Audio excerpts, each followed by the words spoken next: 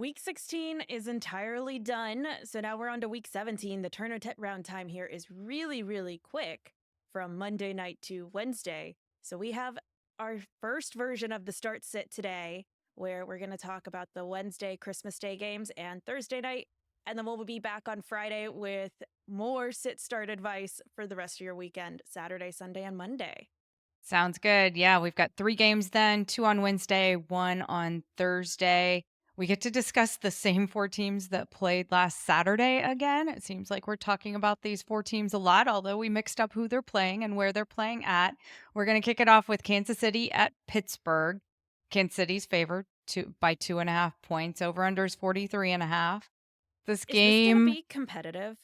I think it will be because both teams have a big reason to be playing. So the Chiefs can lock up the AFC and get the bye week with that top spot with a win and then cruise into next week and not have to worry about it.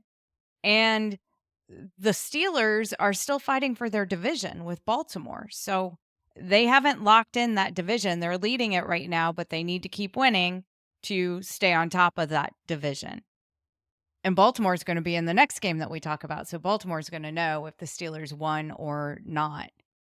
How's this game going to play out? So, cornerback Joey Porter may be out for the Steelers, which would help the passing game for the Chiefs. Pickens is set to return for the Steelers as well. He's missed 3 games with a hamstring injury, but he's fully practiced and is expected to play on Wednesday, which is really, really good news for the Steelers because they've had a really rough time losing 2 of the last 3 games that he was out. They need Pickens in that lineup to give Russell Wilson that strong target and to free up other wide receivers on the field. Yeah, they definitely looked very different this last weekend. We saw Baltimore and Pittsburgh play before Thanksgiving, and that was a very low scoring game that kind of surprised me. It was only in field goals. And then this past weekend, it was a completely different story that we saw. So definitely interested to see how this shakes up for Yeah. Pittsburgh and which team shows up. Yeah, this is going to be an interesting matchup. Both of these teams are strong against the run. Chiefs are ranking 3rd in rushing yards allowed, and the Steelers are ranking 8th in rushing yards allowed. So both teams should be turning more to the passing game, where both teams are allowing a little bit more on the passing side of the ball than the running back side. Also, on the running back side, neither one of these teams are super strong on their run game. And you're going to be sitting all of the running backs, I would feel, in this matchup. So we've got Isaiah Pacheco, Kareem Hunt for the Chiefs. They're sharing their time. Pacheco hasn't looked strong since he returned from the breaking his leg. And Kareem Hunt's eating into his time. Combining that with the Steelers aren't really giving it up to the run. I don't like the running back situation. And for the Steelers, it's kind of the same situation. We've got Jalen Warren and Najee Harris that are in a total share. Toss in some Cordell Patterson there at the goal line, and you don't have a strong running back, and you've got a bad matchup against the run as well. So no one looks particularly good running the ball in this game. Yeah, I think How about Najee Harris has seen a 50% decline in snap count alone in the last 2 weeks compared to earlier in the season. So I definitely feel like that's a pretty safe sit for me. So let's talk about the quarterbacks in this matchup. We have Patrick Mahomes, who's been battling that ankle injury, but he played last week. He's had more days of rest. You know he's going to play in this matchup as well. And then we have Russell Wilson, who didn't look good last weekend in that start, but he's getting his wide receiver back. Hopefully, Russell Wilson is going to be a stronger player in this game with all of his wide receivers there. And Patrick Mahomes gets that better matchup with the cornerback out. The problem with the receivers for the Chiefs is it's getting a little bit like Green Bay, and now we've got everyone back. We got Hollywood Brown back, and they threw him right back into the mix with 5 of 8, catching 5 of 8 targets last weekend. And Xavier Worthy is there as well, and he left briefly with an ankle injury, but he practiced. He returned to that game as well. He did come back and finish it. So the receiving group is looking pretty healthy, and in line to you just don't know which one it's going to be in this matchup. Well, because they even like to throw in their tight end on the Kansas They City side. do. I mean, you got Kelsey there, so And Kelsey's probably my favorite play. If you were going to start somebody in this game, it's going to be the tight ends. I feel like this is a competitive matchup. And when we see a lot of the competitive matchups, we see a lot of checking down. And that would be to the tight ends, particularly. So both tight ends, Travis Kelsey and Pat Fryermuth, are great plays that I would be starting in this game. As far as the other wide receivers, yes, I'm starting George Pickens because he is clearly a favorite of Russell Wilson. You can't not start George Pickens. After that, I think I'd look for better matchups if I could. well, let's continue on to Baltimore at Houston, where Baltimore is favored by 4, and the over-under is 47. So a bit more higher scoring game that Vegas predicts. I'm a little surprised by this with Tank Dell gone, and we've seen how Houston has just struggled this year. CJ Stroud just hasn't been hitting the points we kind of expected from him for fantasy production. He definitely hasn't. This game and that over under, I think, are being driven by the fact that the Ravens are ranked 31st in passing yards allowed. I don't think we don't connect that. The Oh. Ravens are really strong, and you don't think of that with a really strong team that is doing so well. But yeah, they rank 31st in passing yards allowed. So maybe CJ Stroud finally has his game and we get that back and forth game. The problem is Tank Dell is gone. So who are the wide receivers going to be beyond Nico Collins? Nico Collins can't be the only wide receiver there. He needs somebody else to take off some of that coverage. Luckily, it looks like Mechie is going to play in this matchup. He did practice, and hopefully John Mechie will be on the field for the Texans, and they can get that passing game rolling. Obviously, Nico Collins got you in here. If you're still playing for a championship, you've got to start Nico Collins. Even if you're playing for your toilet bowl or consolation bracket, you're going to play your Nico Collins. He's too strong of a player not to play. And we can list some Baltimore no-brainers as well. Derrick Henry, Lamar Jackson. They're both no-brainer starts. What about Baltimore's the still battling Go for it. Pittsburgh for that division, so they really need this game, and the Texans aren't really playing for much. They've won their division. They can battle a little bit for seeding, but that just matters who you may play, and they aren't going to know that. There's not a lot on the line for the Texans here. They can't really advance and gain anything in this matchup. With Tank Dell gone and Baltimore being weak against passing yards, what do you think about Dalton Schultz, the Houston tight end?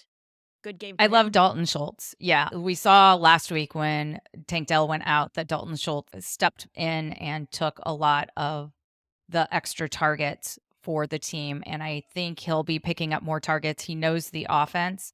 So they will bring in another wide receiver, but to try to get somebody up to speed in time is difficult, especially on this short week. So they're going to be turning to the players that already know the system. John Mechie does, and so having him in there does bring in some help for the team, but I still think they're going to turn more to Dalton Schultz, as well as Joe Mixon is not having a good matchup for the second week in a row, and Mixon just hasn't been looking good. Last week, he was only worth 8 PPR points.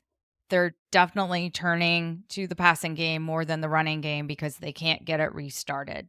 And the Ravens are allowing the fewest rushing yards. So Mixon is getting a really, really bad matchup. The Ravens are on opposite ends on their defense. They're the best at stopping the rush and one of the worst at stopping the pass. So, kind of summarizing our cautious starts and probably sits there. Zay Flowers is a cautious start, Rashad Bateman a cautious start, and Mark Andrews a cautious start. And then we would say sit Joe Mixon and CJ Stroud. Hopefully you have someone better you can play later in Yeah, the week. definitely. CJ Stroud's a little bit of a risk. I may play him if I wasn't playing for a championship. I'm pretty sure you're not playing your championship with CJ Stroud. But if you are, drop us a note. Let me know that you are because I'm really curious how you got in your championship with CJ Stroud, but you probably had some really, really strong running backs.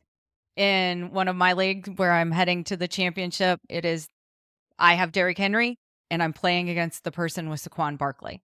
And I'm curious how many other leagues are ending their championship the same way with Barkley versus Henry. Well, let's chat Seattle at Chicago, where Seattle is favored by 3.5 and the over under is 43.5. This one is our Thursday night game. We have a couple of questionables on the Seattle side. Walker with that ankle injury, he did not practice on Monday. And then Zach Charbonnet was limited at practice on Monday with that elbow injury. That's the two running backs for Seattle. I'm hoping both of them are healthy by Thursday because we're recording this Tuesday midday. So you got a It's couple of not days. looking Yeah, it's not looking good for Kenneth Walker, but I feel like it's looking better for Zach Charbonnet to play in this game. And the Bears ranked 26th in rushing yards allowed. So the big question comes, is anybody healthy enough to take advantage of it or not? We'll see if Charbonnet can step in there. It's also predicted to be raining for this game. So, they're going to want to run that ball a little bit more in those wet conditions. The Bears were trying to keep it competitive with the Lions last week. Fantasy wise, it was one of the Bears' best weeks, with Keenan Allen hitting 32 points and Caleb Williams at 27 points. Passing wise, both defenses are mid pack against the pass. So that's a pretty decent matchup against the pass. Geno Smith had his second best day last week and scored 26 fantasy points. And the Bears' running offense is gone. Since week 12, DeAndre Swift hasn't broken 10 points.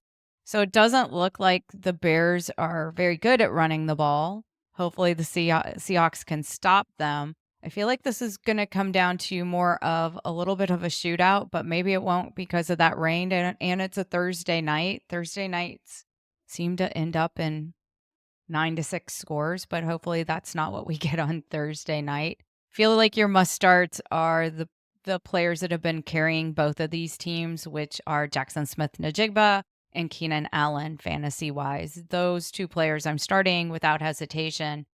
Zach Charbonnet, I also like as long as he's healthy.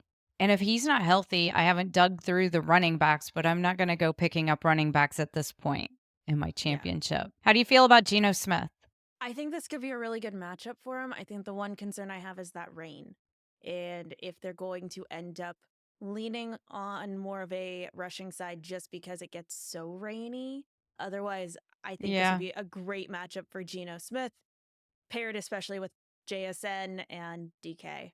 Yeah, DK got a touchdown last week. Yep. He's coming back a little bit. I think this is a good one for Caleb Williams as well, being at home in this matchup to maybe have another good showing. I'm sitting DeAndre Swift, though. Yeah.